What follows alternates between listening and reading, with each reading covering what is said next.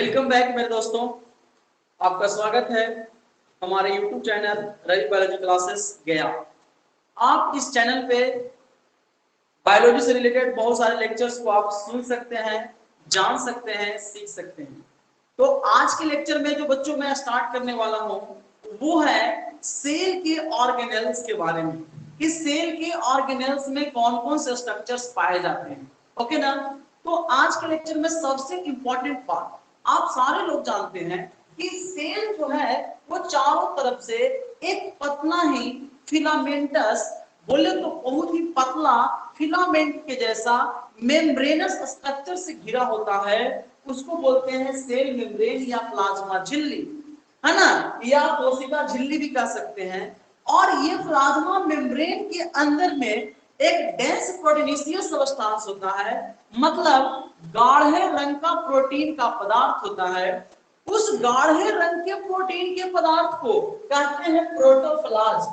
और इस प्रोटोप्लाज्म में बच्चों, इस प्रोटोप्लाज्म में दो तरह के स्ट्रक्चर्स होते हैं, एक लिविंग स्ट्रक्चर्स होता है और एक नॉन लिविंग स्ट्रक्चर होता है।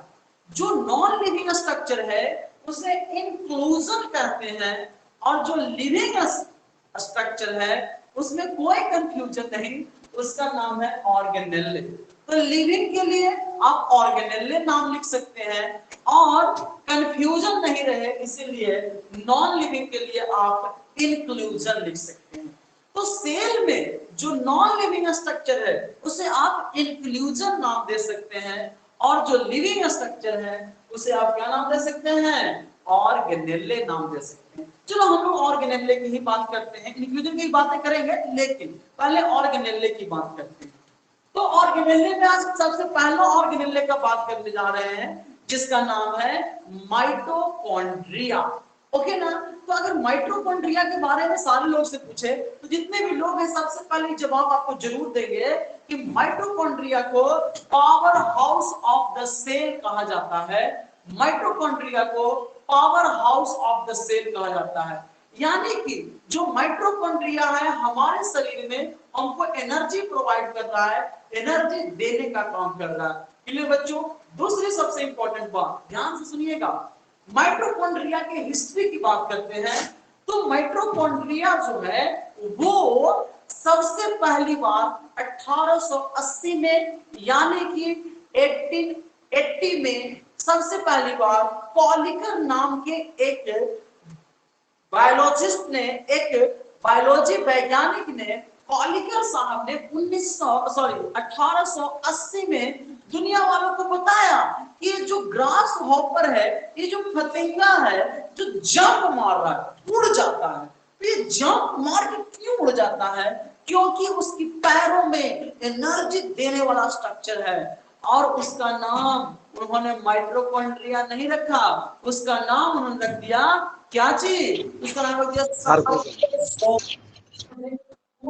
सार्कोजोम। तो सार्कोजोम नाम रखा गया सबसे पहली बार कब, 1880 में। किसके द्वारा, तो कॉलिकर नाम के वैज्ञानिक द्वारा। 2 साल के बाद 1882 में, 1882 में, तो 1882 में इसी सार्कोजोम का एक और नाम रखा गया, फिला। क्या नाम रखा गया, फिला। गया जिला नाम है फिला, क्योंकि यह फिलामेंटस स्ट्रक्चर है, पूरा एकदम लंबा स्ट्रक्चर है, रॉड जैसा स्ट्रक्चर है, फिलामेंटस स्ट्रक्चर है। तो फिलामेंटस स्ट्रक्चर के कारण इसका नाम रखा गया फिला।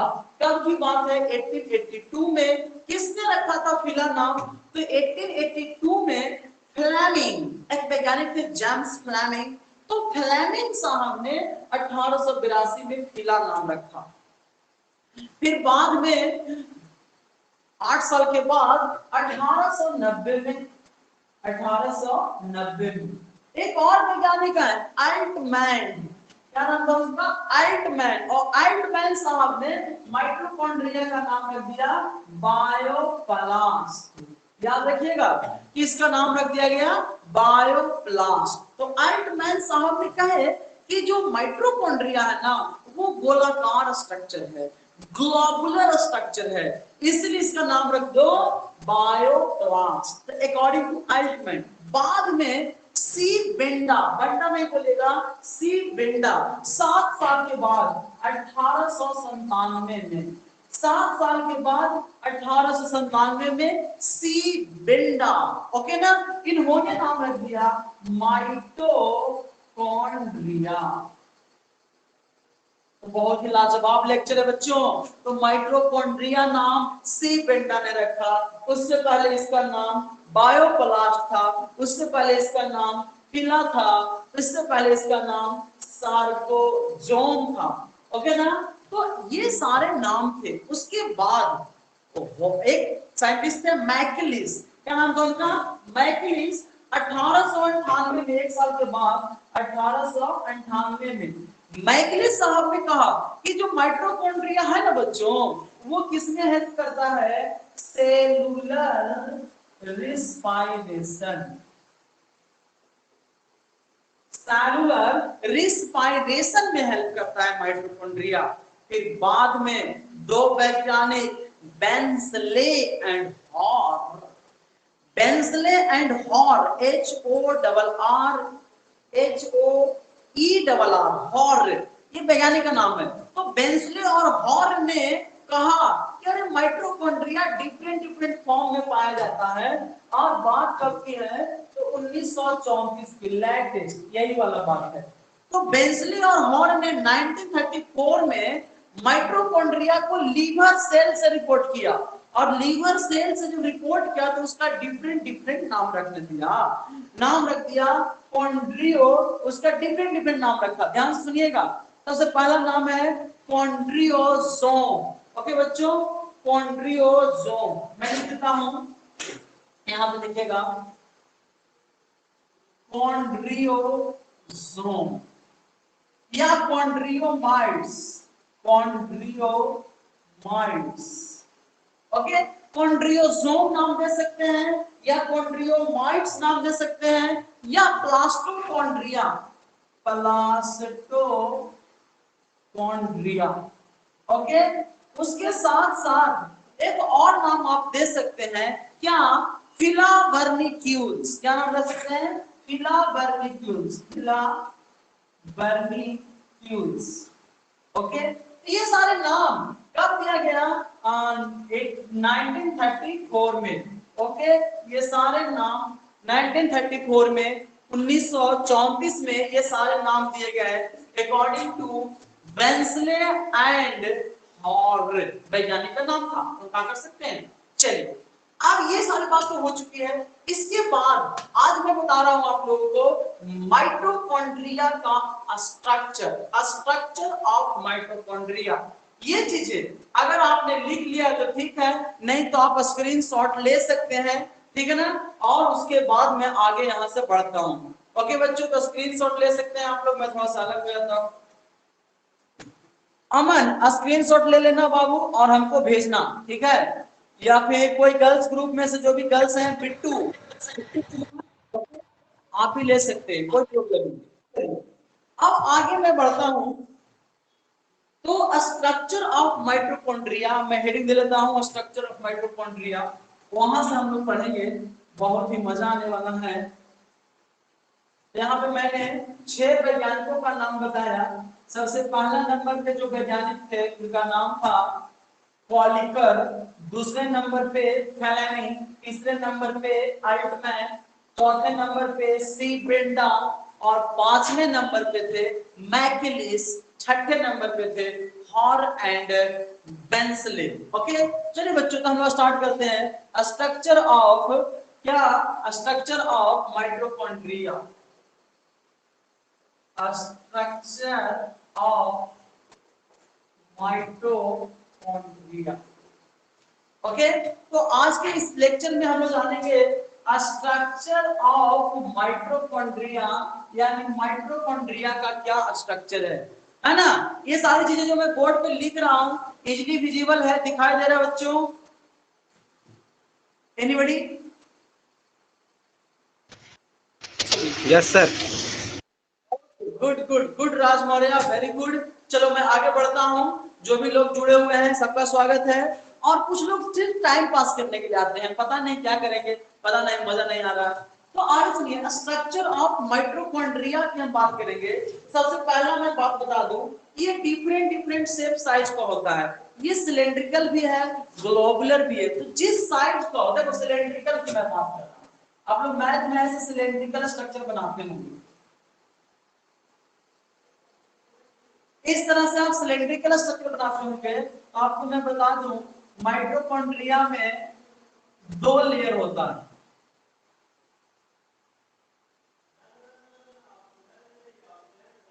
ओके बच्चों, माइटोकॉन्ड्रिया में 2 लेयर होता है, आउटर मेम्ब्रेन और इनर मेम्ब्रेन।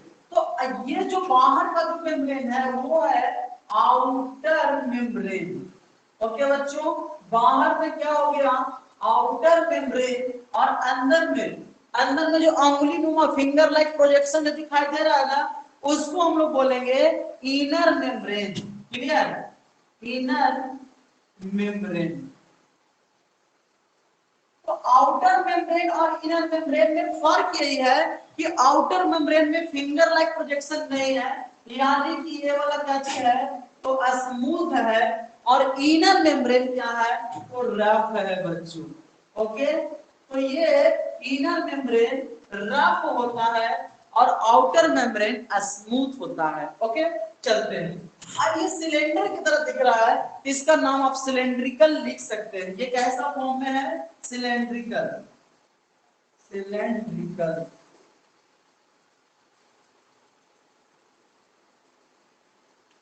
ओके, दूसरा नंबर पे ग्लोबुलर। ग्लोबुलर मतलब पूरा गोल, एकदम पूरा। तो ये जो माइटोकॉन्ड्रिया है इस शेप का भी हो सकता है, देखिए ना ध्यान से, बड़ा मजा आने वाला है। देखिए, तो ये माइटोकॉन्ड्रिया गोल दिखाई दे रहा है, तो आप इसका नाम ग्लोबुलर भी रख सकते हैं। क्या नाम रख सकते हैं, ग्लोबुलर, ग्लोबुलर। ओके, दूसरा अगर हम बात करें तो माइटोकॉन्ड्रिया ग्लोबुलर के साथ साथ क्या होगा बच्चों,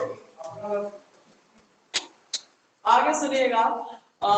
तो दूसरी बात है, ग्लोबुलर के साथ साथ माइटोकॉन्ड्रिया ओवल शेप का है। तब तो कहेंगे आपको गर्मी कहाँ लग रहा है, उधर का पंखा चल रहा है, इधर वाला पंखा बंद था। वाह, आगे सुनिए। तो ये ग्लोबुलर, ग्लोबुलर के साथ साथ हम ओवल की बात करने जा रहे हैं। ओवल मतलब अंडा के आकार में। देखिए, आपको देख पाएंगे तो ये अंडा, एक किससे पेड़, अगर ये अंडे के आकार का है तो इसमें भी 2 लेयर बना दो आप लोग, बड़ा मजा आने वाला है। देख रहे हैं ध्यान से, तो यहाँ पे जो स्ट्रक्चर है ये ओवल फॉर्म में है। ओवल, ओवल बोले तो अंडाकार है ना, तो ये अंडाकार जैसा स्ट्रक्चर है, आप अंडाकार भी लिख सकते हैं, कोई दिक्कत नहीं है। तो ये ओवल फॉर्म में है। तो 3 तरह का स्ट्रक्चर में बताया कि किस किस शेप साइज का है। अगर सिलेंड्रिकल है ना, बेलना के आकार सिलेंड्रिकल है, फिर ग्लोबुलर है, पूरा एकदम गोल ढगोल दिखाई दे रहा है, या फिर ओवल अंडे के जैसा दिखाई दे रहा है, या फिर आप बोल सकते हैं कि यह फिलामेंटस है। फिलामेंटस बोले तो एकदम लंबा फिलामेंट की तरह। मैं यहाँ पे ऐसे बनाने की कोशिश करता हूँ, देखिए। तो ये फिलामेंटस माइटोकॉन्ड्रिया का मैं चित्र बनाया, तो इसमें इनर मेम्ब्रेन को आप इस तरीके से बना सकते हैं।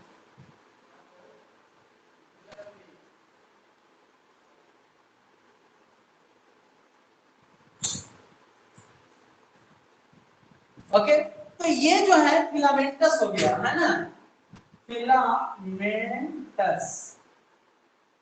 ओके, तो आप माइटोकॉन्ड्रिया का डिफरेंट डिफरेंट शेप साइज को आपने देखा, spherical, globular, globular, Oval, filamentous, उसके साथ साथ सिलेंड्रिकल स्ट्रक्चर देखा। लेकिन कभी कभी जो माइटोकॉन्ड्रिया होता है ना, वो स्पाइरल फॉर्म में होता है। बोले वाह, ये तो तंडोले मंडोले वाला बात हो गया, और तेरा तंडोले मेरा मंडोले। देखिए, ये जो है स्फेरिकल हो, स्पाइरल, स्पाइरल माइटोकॉन्ड्रिया है। इस स्पाइरल माइटोकॉन्ड्रिया में आप इस तरीके से इसका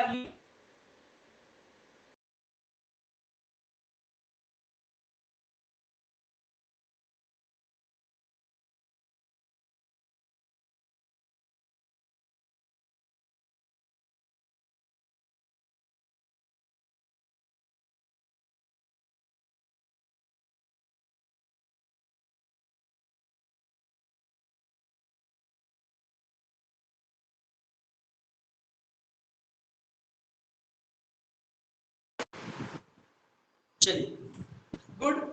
तो ये चीजें हैं, यहाँ पे ध्यान दीजिएगा। ये मैंने आपको डिफरेंट स्ट्रक्चर मैंने बताया किस पे, तो ये बताया मैंने माइटोकॉन्ड्रिया का डिफरेंट स्ट्रक्चर।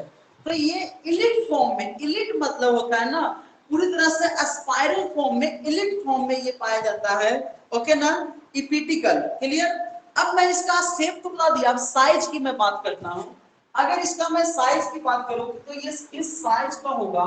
तो माइटोकॉन्ड्रिया का जो साइज होता है वो 0.2 से 5.0, अगर इसका साइज करें 0.2 म्यू से 5.0 म्यू तक होता है।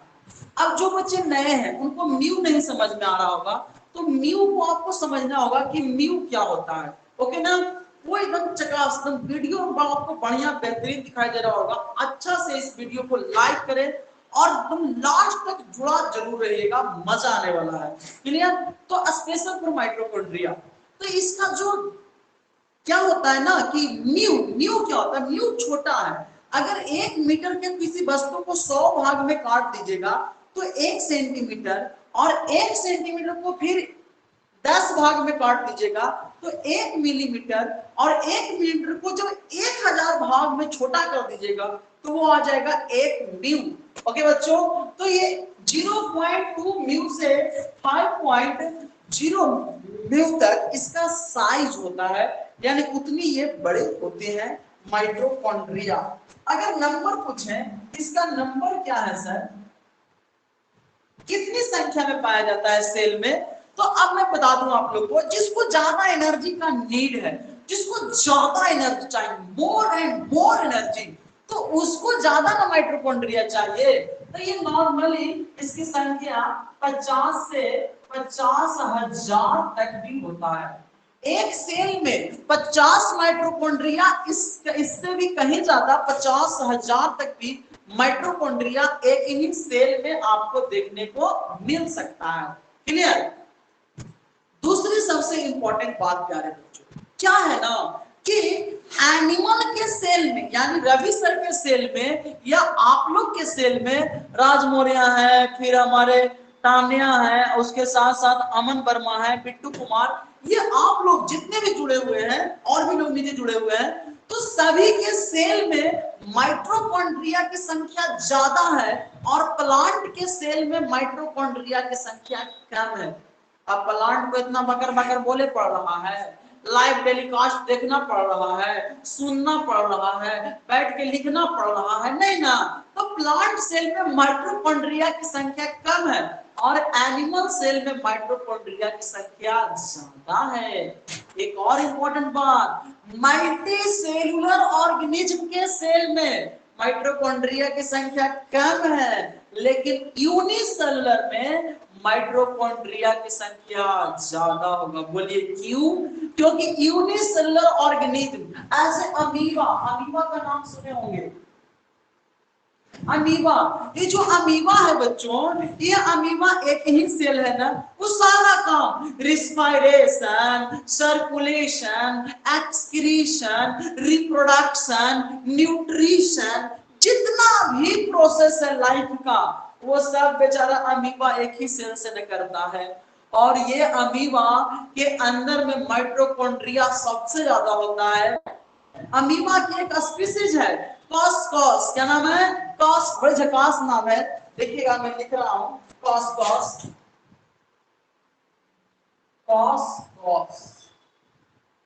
तो ये अमीबा की एक स्पीसीज है और इस स्पीसीज में बच्चों कॉस जो स्पीसीज है, इस स्पीसीज में बच्चों सबसे ज्यादा माइटोकॉन्ड्रिया पाया जाता है। तो सबसे ज्यादा माइटोकॉन्ड्रिया अगर किसी से पूछ लिया जाए कि चाचा सबसे ज्यादा माइटोकॉन्ड्रिया किसमें होता है, तो बोलिएगा ए बच्चा सबसे ज्यादा जो माइटोकॉन्ड्रिया है वो कॉस नामक अमीबा स्पीसीज, अमीबल स्पीसीज, अमीबा की इस स्पीसीज में सबसे ज्यादा माइटोकॉन्ड्रिया पाया जाता है। क्लियर। तो आपने इसका डिफरेंट डिफरेंट स्ट्रक्चर देखा, शेप देखा, उसके बाद इसका साइज भी आप लोग जान गए, इसका नंबर भी जान गए कि मिनिमम 50 को होगा, ज्यादा से ज्यादा 50,000 तक भी हो सकता है। प्लांट सेल में कम होता है और रवि सर के सेल यानी एनिमल सेल में ज्यादा होता है। उसके साथ साथ जाना यूकैरियोटिक मतलब मल्टी सेलुलर ऑर्गेनिज्म में कम होता है और यूनिसेलुलर में एक कोशिकीय जीवों में इसकी संख्या अधिक होती है बच्चों। उसके साथ और मैं आगे बढ़ता हूं माइटोकॉन्ड्रिया को लेकर के। तो ये माइटोकॉन्ड्रिया की सारी बातें हो चुकी है, स्ट्रक्चर की बातें किया। अब जो इंपॉर्टेंट मैं देने जा रहा हूं माइटोकॉन्ड्रिया का इंटरनल स्ट्रक्चर। किसकी मैं बात करने जा रहा हूं बच्चों? माइटोकॉन्ड्रिया का इंटरनल स्ट्रक्चर। ओके ना? तो अब मैं ये सारी चीजों को आप लोग अच्छा से स्क्रीनशॉट ले भी सकते हैं। मैं थोड़ा सा साइड हो जा रहा हूं। अब मैं बताऊंगा माइटोकॉन्ड्रिया का इंटरनल स्ट्रक्चर। मजा आने वाला है। सारे लोग इसको किसी का कोई कमेंट तो नहीं है? मैं देख लूं। चलिए, कमेंट तो कोई नहीं किया है, गुड, कोई प्रॉब्लम ही है नहीं है सर, है ना? तो कमेंट करने कोई नीड ही नहीं पड़ा। चलिए, बहुत अच्छी बात, बहुत अच्छा, गुड। चलिए, तो मैं आगे बढ़ता हूं। माइटोकॉन्ड्रिया का इंटरनल स्ट्रक्चर पर चर्चा करूंगा। क्लियर है बच्चों? यहां तक कोई प्रॉब्लम? कोई प्रॉब्लम नहीं सर। मैं आगे बढ़ता हूं और उसी इंटरनल स्ट्रक्चर में ये बात मैं बताऊंगा कि माइटोकॉन्ड्रिया को power house of the cell क्यों कहते हैं। क्लियर? मजा आने वाला है। इस स्ट्रक्चर को आप लोग अच्छा से ड्रॉ कर लीजिएगा, मैं इरेज करता हूं। तो मैंने इसका साइज बता दिया, डिफरेंट डिफरेंट शेप का माइटोकॉन्ड्रिया बता दिया और फिर मैंने बता दिया इसका नंबर। और अमीबा की एक प्रसार पर जाती है, अमीबा की एक स्पीशीज है, अमीबा का एक वंश है और उस वंश में इसकी जो संख्या है वो कितना होती है? 50,000 कॉस कॉस, जिसको आप बड़ा अच्छा से याद रख सकते हैं, कॉस कॉस। ओ बॉस, क्या नाम है? Cos cos. क्लियर? जितने भी लोग जुड़े हुए हैं सबका स्वागत है। और बच्चों एक इंपॉर्टेंट बात मैं बता देता हूं, अगर आप इस वीडियो को YouTube पे देख रहे हैं ना, तो हाँ हमें प्यार दें लाइक सब्सक्राइब करके, बाकी तो आप लोग जिंदाबाद हैं। ठीक है ना?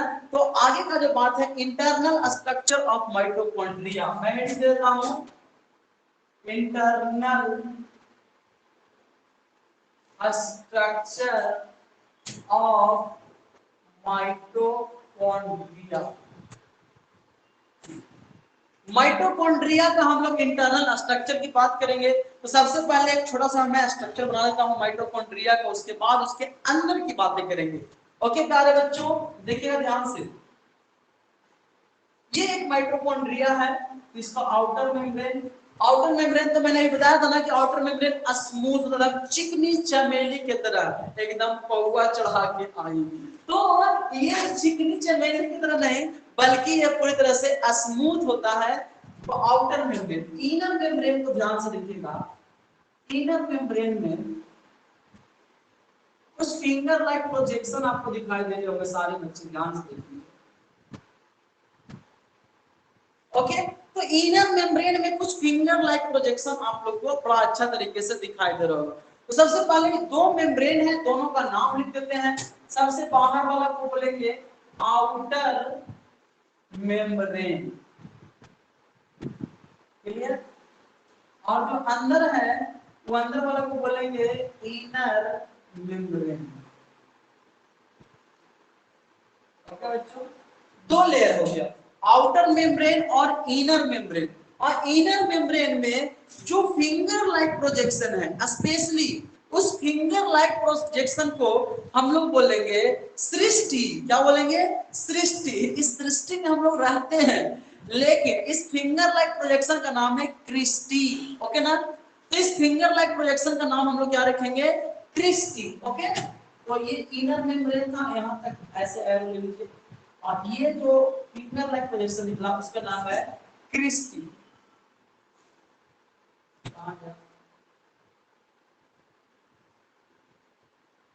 याद रखिएगा ये क्रिस्टी। तो फिंगर लाइक प्रोजेक्शन को सृष्टि से याद रखिए, क्रिस्टी नाम रखेंगे।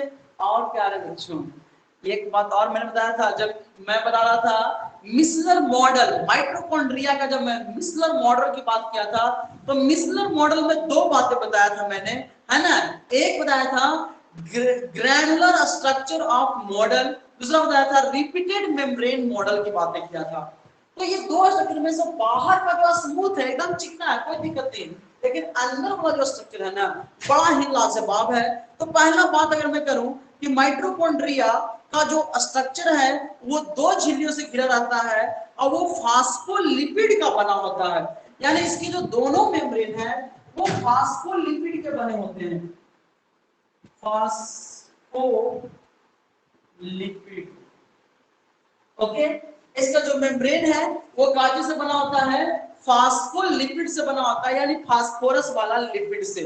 और साथ ही साथ इस मेम्ब्रेन का निर्माण किससे होता है, प्रोटीन से। ओके, फास्फोलिपिड और ये प्रोटीन से इसका मेम्ब्रेन का निर्माण होता है, फंक्शन होती है। क्लियर। दूसरी बात, इस माइटोकॉन्ड्रिया के बीच में जगह दिखाई दे रहा होगा, इस जगह को बोलेंगे प्री माइटोकॉन्ड्रियल स्पेस। बीच में जगह है ना बाबू लोग, प्री माइटोकॉन्ड्रिया, माइटोकॉन्ड्रियल स्पेस, इसे क्या बोलेंगे, प्री माइटोकॉन्ड्रियल स्पेस। इसी माइटोकॉन्ड्रिया के स्पेस में माइटोकॉन्ड्रिया के डिफरेंट डिफरेंट स्ट्रक्चर्स आपको देखने को मिलेगा। तो दो चीजें हम लोग जान गए हैं कि माइटोकॉन्ड्रिया दो लेयर से घिरा होता है, outer membrane, inner membrane. Outer membrane smooth होता है, इनर मेम्ब्रेन रफ होता है। मैं लिख देता हूं कि आउटर मेम्ब्रेन क्या होता है, स्मूथ, और इनर मेम्ब्रेन क्या होता है, रफ।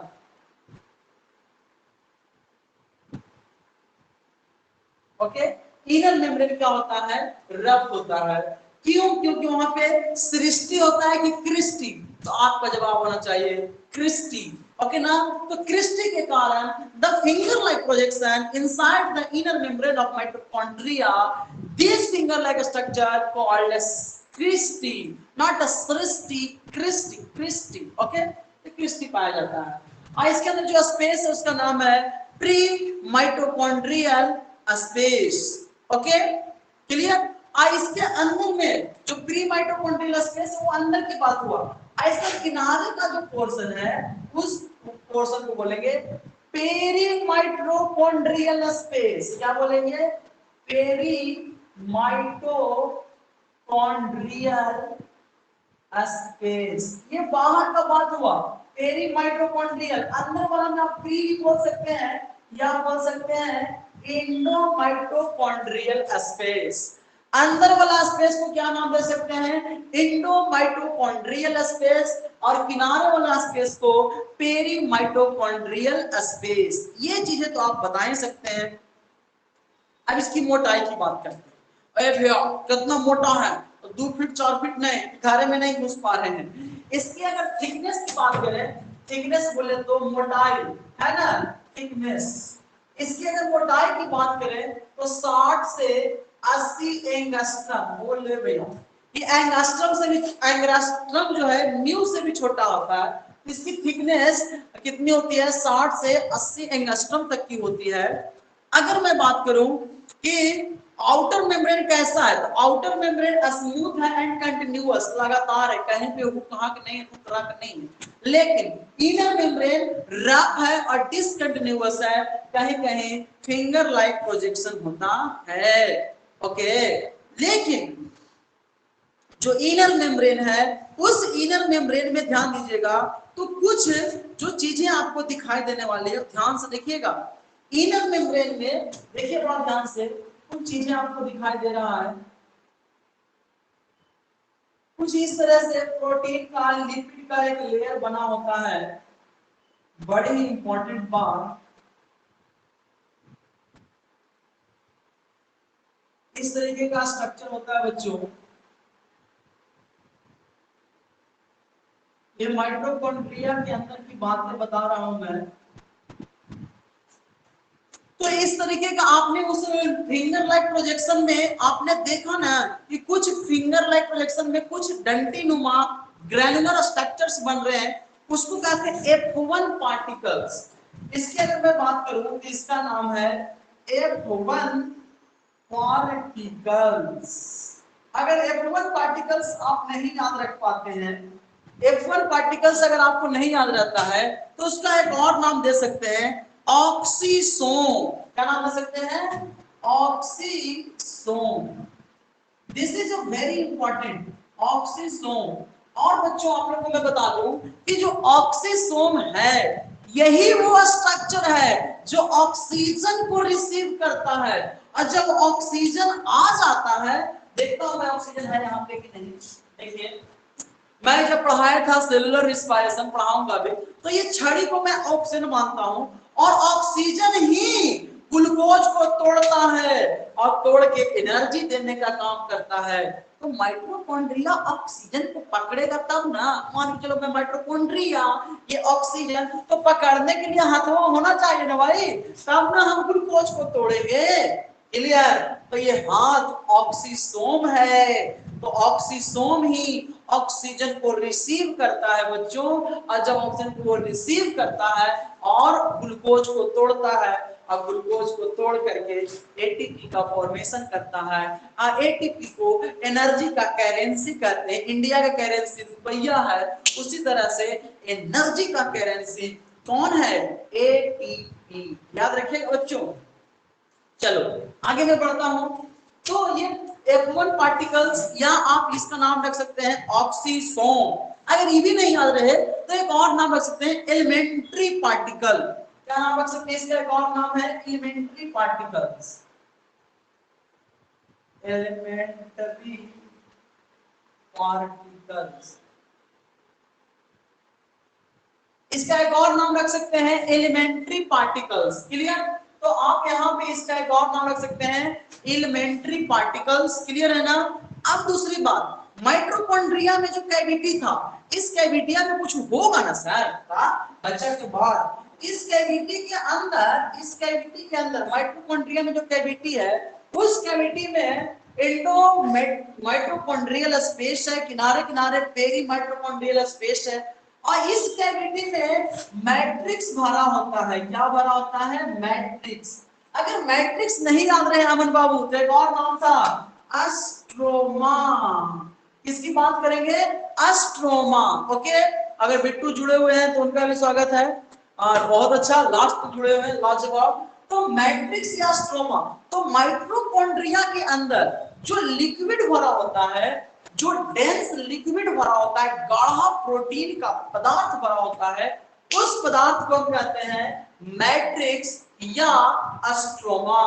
एक इंपॉर्टेंट बात बता देता हूं बच्चों, डीएनए न्यूक्लियस में होता है, लेकिन न्यूक्लियस के अलावे अगर पूछ दे कि डीएनए कहां होता है, तो न्यूक्लियस के अलावे डीएनए कहां होता है?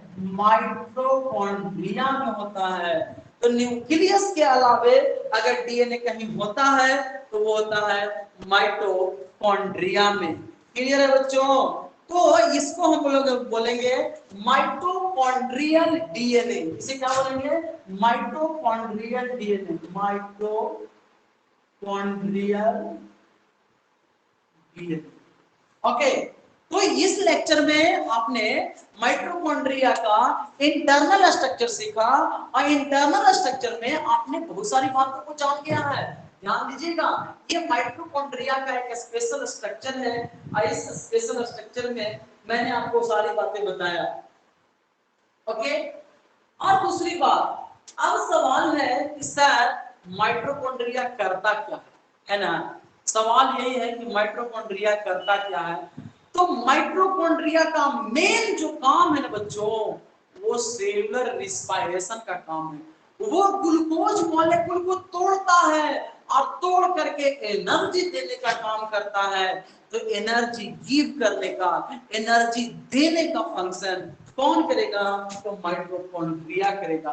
तो अगर माइटोकॉन्ड्रिया का साथ में अगर रिस्पायरेशन को कोरिलेट करूं तो इस तरीके से मैं कर सकता हूं। ध्यान दीजिएगा, बहुत ही लाजवाब, कि C6H12O6 साथ में 6O2 प्लस में माइटोकॉन्ड्रिया।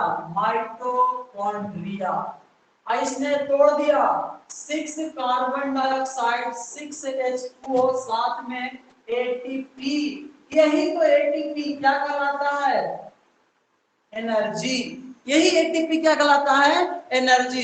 तो ये जो मैंने इक्वेशन आपके बोर्ड पे लिखा है, ये equation specially for respiration, clear ना? और इसमें माइटोकॉन्ड्रिया का अहम रोल होता है। वो ऑक्सीजन के हेल्प से ग्लूकोज को तोड़ता है और तोड़ के एनर्जी प्राप्त करता है। इसलिए माइटोकॉन्ड्रिया को पावर हाउस कहते हैं, क्योंकि एनर्जी को वो जमा रखता है। उन्हें लाइसोसोम है भी 50 को दीजिए ले ले, उधर से राइबोसोम है भी हमरा 2 एटीपी चाहिए, बोला ठीक है ले ले। उधर से एंडोप्लाज्मिक रेटिकुलम है भी हमरा 4 एटीपी चाहिए, बोला ठीक है तुम ले, कोई दिक्कत नहीं।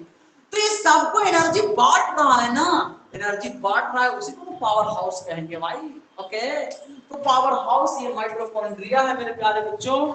तो ये माइटोकॉन्ड्रिया का फंक्शन की अगर बात करें तो फंक्शन में सबसे इंपॉर्टेंट फंक्शन आप बता दीजिएगा कि माइटोकॉन्ड्रिया को पावर हाउस कहते हैं। ये एनर्जी को स्टोर रखता है और सेलुलर रिस्पायरेशन में हेल्प करता है।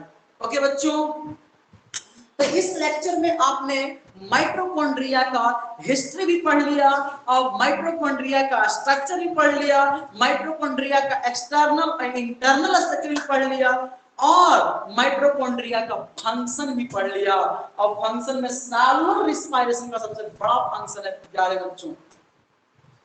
दूसरी बात, कल के जो लेक्चर में पढ़ाऊंगा मैं, वो कल के लेक्चर में पढ़ाऊंगा स्पेशली एंडोप्लाज्मिक रेटिकुलम, और साथ में क्या पढ़ाऊंगा? एंडोप्लाज्मिक रेटिकुलम के साथ साथ थोड़ी बहुत माइटोकॉन्ड्रिया का भी मैं रिवीजन कर लूंगा, कोई दिक्कत नहीं है। ओके बच्चों, आप लोग स्वस्थ रहें, खुश रहें, मस्त रहें, यही मैं कामना करता हूं। लेकिन जहीं कहीं भी रहें, पढ़ाई जरूर करें, क्योंकि पढ़ाई, शिक्षा एक ऐसा इन्वेस्टमेंट है, शिक्षा एक ऐसी इन्वेस्टमेंट है जो आपको रिटर्न सूद सहित देता है। तो शिक्षा एक हथियार बनाइए और यह हथियार आपको कहीं न कहीं कामयाबी जरूर दिलाएगा। तब तक आप लोग खुश रहिए, स्वस्थ रहिए, मस्त रहिए। जय हिंद, जय भारत। ओके बच्चों, बाय बाय।